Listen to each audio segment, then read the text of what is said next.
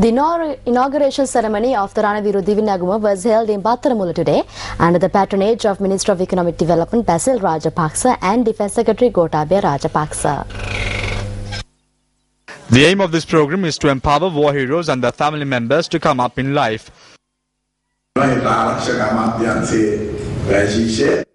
Tomorrow, the expenditure heads of the Ministry of Defence will be taken up in Parliament.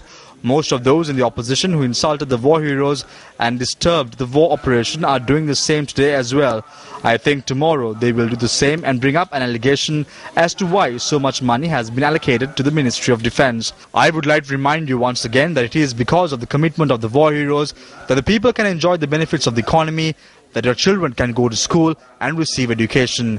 It is because of that you can go to work without any fear.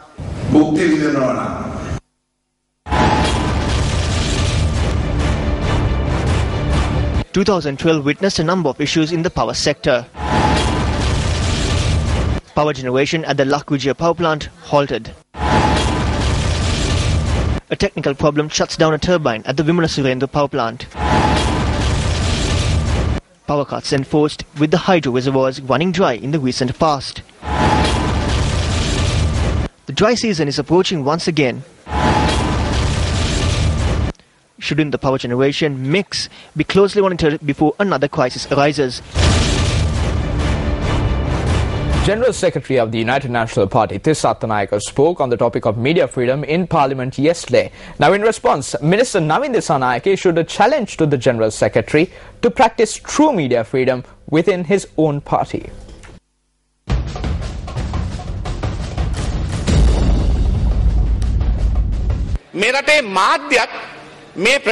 The media should act in a manner that makes it the fourth pillar that strengthens democracy in this country. This is not the case today, and we are saddened by it. The media is engaged in partisan reporting and mudslinging targeting individuals. They are attempting to make this their right. I see this as tipping the balance of media neutrality and misusing their privileges. According to the Index on Media Freedom, Sri Lanka is placed 163rd out of 179 countries. When it comes to media freedom and the conduct of the media, we are barely above Somalia. Mr. Tisathanayake, Member of Parliament and General Secretary of the United National Party, mentioned day before yesterday in Parliament that there is no media freedom in this country. Actually, I was very surprised to hear this comment because only last Sunday, the leadership of the United National Party barred the Sirasa Media Network. So while other media outlets and media companies and media and television companies were allowed to go and cover this event, specifically the Sirasa Network was barred from covering this event. So therefore I don't think people in glass houses can throw stones. The United National Party leadership has not been able to practice this concept of media freedom fully in its party. And I know that last Sunday's events in the convention, when Sirasa and the MTV media network was banned from entering, was a gross violation of their rights as a media organization. So once again I would urge Mr. Athanayake not to make these silly remarks in Parliament. Tisathanayake speaks of media freedom in Parliament. However, he has forgotten that the UNP convention was held in a backdrop where a strict media ban was enforced. Not only the media, several prominent party activists were subjected to this ban. Not only that, Tisathanayake was able to count 4,000 votes in just 15 minutes. This is an incredible feat. The main task of destroying the opposition has been given to Tisathanayake. It is because of his work that Ranil Wickremesinghe has destroyed this party and dragged it down to such a level. The opposition leader has no issues now. He has consolidated his power for 6 years with a big victory.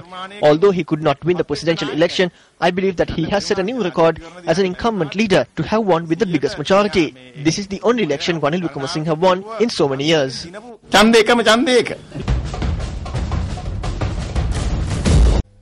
Welcome back to the news. In more local news, yet another News First workshop was held at St. John's College in Nugegoda. Professor Sunilarya Ratna, a past pupil of college who participated in the workshop as a guest of honor, and the News First team were warmly welcomed at the school. News First explained to the students as the many ways of using modern media through various practical activities. News First also gave the students an understanding of new media concepts and technology. I'm sure you will be able to receive valuable knowledge through the senior journalist of the Sirasa Media Network. Since this is my school, I am thankful to Sirasa Media Network for dedicating their time for us. Sirasa is capable of making a revolutionary change in the media field by presenting new ideas to society. It is good that our children receive this experience through such media institution. A token of appreciation was presented to the News First team by St. John's College. A special event was held in Colombo yesterday to commemorate International Volunteer Day. The event was organized by the United Nations Volunteers together with the United Nations Communications Group. An exhibition of art focusing on a sustainable approach to the future was held at the Disaster Management Center yesterday. Minister of Social Services Felix Pereira was the guest of honor at the occasion. UN Resident Coordinator Subinay Nandi was also present at the event. 1,700 participants took part in the watercolor and poster competition, and winners were presented awards, followed by a performance by the volunteers. MTV Sports was the media sponsor of the event. In business news, the Treasury has provided 370 million rupees to the Ministry of Agriculture to provide seed paddy free of charge to farmers whose cultivations were destroyed by the drought during the Yalla season. During this program, 291,657 bushels of seed paddy are to be distributed amongst farmers in 6 districts. The government decided to distribute seed paddy free of charge in order to strengthen the economy of the farmers whose cultivations were destroyed by the drought during the Yalla season and to ensure food security.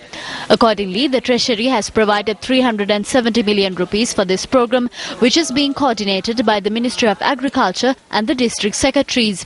Under the program, seed paddy will be distributed to farmers in 6 districts, namely Kurunegala, Putlam, Anuradhapura, Polonnaruwa, Matale and Vavuniya districts. Plans have been made to cultivate 58,319 hectares with an expected harvest of 202,435 metric tons of paddy. Let's now take a look at Action TV.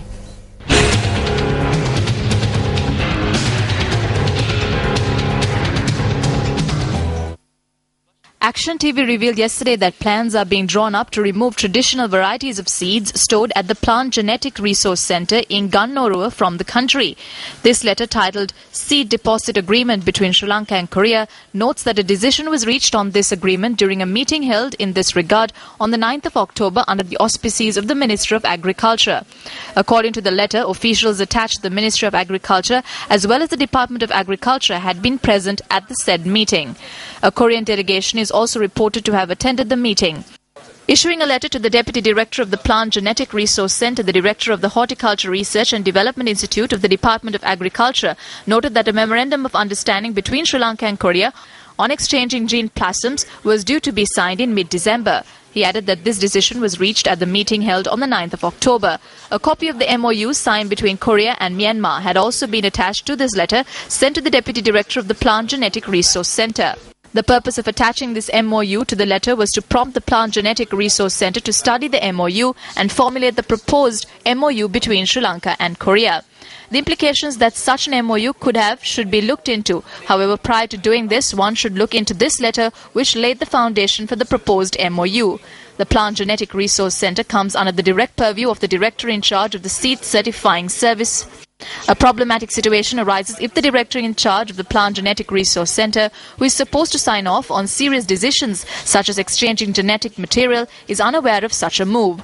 The notes written on the letter, which was issued to the Deputy Director of the Plant Genetic Resource Centre, bypassing the Director of the Centre, highlights this problematic issue and goes to show that the head of the centre is unaware of such a move.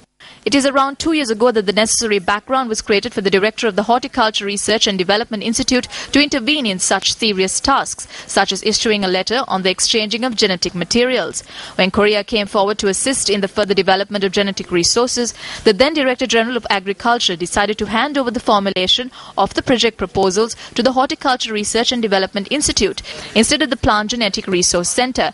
However, the Plant Genetic Resource Center in Gannoru rose to fame around the world and was accepted internationally due to a MOU signed with Japan in 1988 and their continued assistance both technologically and financially.